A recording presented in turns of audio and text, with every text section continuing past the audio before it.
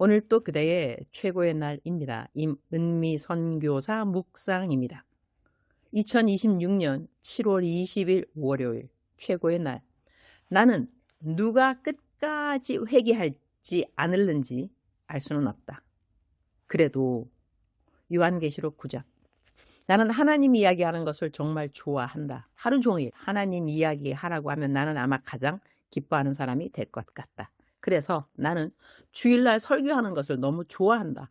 설교는 하나님 이야기이고 하나님 자랑이고 내가 하나님을 사랑하는 이야기이고 내가 하나님에 대하여 배운 것을 자유하게 말하는 시간이니까 말이다. 미국 와서 주일날 설교 안 하니 주일에 즐거움이 없어졌다. 그러나 어제는 아틀란타 연합 장로교회 일부 예배를 다녀와서 아침부터 예배를 정성껏 잘 드린 덕분에 마음에 기쁨이 있어서 감사. 주일은 사위가 하루 종일 교회 사역을 하니 당연히 집에 혼자 있는 딸 수진 사모랑 손자 손녀를 잘 돌보아 주어야 하는 날이다.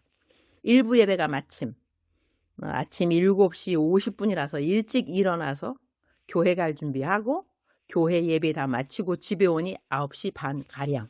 역시 주일 예배는 가능한 성전 안에서 직접 드리는 것이 좋은 것 같다. 살다 보면 주일 예배를 온라인으로 드려야 하는 상황도 있을 수 있으나 그래도 교회를 가는 그 시간도 바로 예배를 드리는 시간이라는 생각도 하게 된다. 내가 일부 예배 드리러 간다고 했더니 아틀란타 연합 장로교회 사모님이 어제 일부 예배를 오셨다. 원래 2부 예배부터 3부, 4부를 드리고 아침에는 다른 일이 있으신 것으로 아는데 내가 온다고 일부러 일부 예배 오셔서 나를 반갑게 대해준 그 배려가 참으로 감사했다. 주일 아침에 경건한 예배를 잘 드리고 손자, 손녀 잘 봐줄 수 있는 오후 시간을 감사. 오늘 성경 묵상 말씀은 우리말 성경 요한계시록 9장입니다. 20절. 이 재앙에서 죽임을 당하지 않고 남은 사람들은 자기 손으로 저지른 일들을 회개하지 않고 도리어 귀신들과 금, 은, 청동, 돌, 나무로 만든 보거나 듣거나 걷지도 못하는 우상들에게 경배했습니다. 21절. 그들은 또 그들의 살인과 그들의 복술과 그들의 음행과 그들의 도둑질을 회개하지 않았습니다.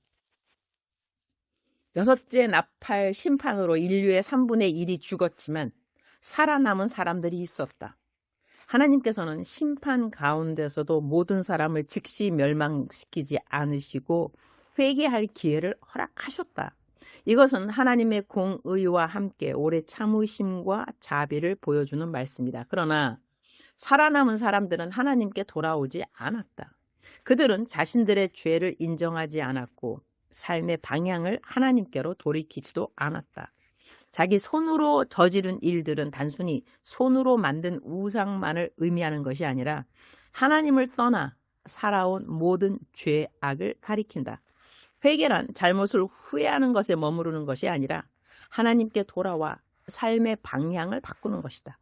하지만 그들은 하나님의 심판을 직접 보고도 마음을 돌이키지 않았다. 이것은 죄에 사로잡힌 인간의 마음이 얼마나 완악해질 수 있는지를 보여준다. 또한 그들은 귀신들과 금과 은과 청동과 돌과 나무로 만든 우상들에게 계속 경배했다. 성경은 우상 숭배의 배후에는 귀신의 역사가 있음을 말씀한다. 우상은 보지도 못하고 듣지도 못하며 걷지도 못하는 생명 없는 존재이다. 그런데도 사람들은 살아계셔서 말씀하시고 역사하시는 하나님보다 아무 능력도 없는 우상을 더 의지하였다. 오늘날에도 돈과 명예, 성공, 권력, 자기 자신이 하나님보다 더 중요한 자리를 차지한다면 그것 역시 우상이 될 수 있다. 21절에서는 그들이 살인과 복술과 음행과 도둑질을 회개하지 않았다고 말씀한다. 살인은 생명을 경시하는 죄이며 복술은 하나님이 아닌 다른 영적 존재와 능력을 의지하는 죄이다. 음행은 육체적인 죄뿐 아니라 하나님보다 세상을 더 사랑하는 영적인 간음까지 포함하는 의미를 가지고 있다. 도둑질은 자신의 욕심을 위해 다른 사람의 것을 빼앗는 죄를 말한다. 하나님께서는 이 모든 죄보다 더 안타깝게 보시는 것이 끝까지 회개하지 않는 완악한 마음이다. 결국 심판을 받아도 회개하지 않는 사람은 끝까지 회개하지 않는다는 사실을 이 말씀은 보여준다고 하겠다. 요한계시록 9장을 묵상하며 사람은 아무리 큰 재앙을 보고 하나님의 심판을 눈앞에서 경험한다고 해도 회개하지 않는 사람은 회개하지 않는구나 하는 것을 깨닫게 된다. 죄에 굳어진 마음은 하나님의 심판을 보고도 끝까지 하나님께 돌아오기를 거부할 수 있다. 그러나 나는 누가 끝까지 회개하지 않을 사람인지 알 수 없다. 하나님만이 사람의 마음과 마지막을 아신다. 그러므로 어떤 사람도 함부로 포기하거나 정죄해서는 안 된다고 생각한다. 지금은 가장 완악해 보이는 사람이라도 하나님의 은혜가 임하면 언제든지 회개할 수 있기 때문이다. 동시에 성경은 끝까지 회개하지 않는 사람들이 실제로 존재한다는 사실도 분명히 말씀한다. 그래서 더욱 복음을 전하고 사람들의 회개를 위해 기도하는 일이 얼마나 중요한 사명인지를 깨닫게 된다. 나는 모든 사람이 멸망하지 않고 구원에 이르기를 원하시는 하나님의 마음을 품고 한 사람도 쉽게 포기하지 않으려고 노력하는가 자문하게 된다. 가족과 이웃, 아직 예수님을 믿지 않는 사람들을 위해 계속해서 기도해야 한다는 생각을 다시 하게 된다. 회개의 결과는 하나님께 맡기되 한 영혼이라도 더 구원받도록 기도하고 사랑하며 복음을 전하는 일은 하나님께서 내게 맡기신 사명인 것이다.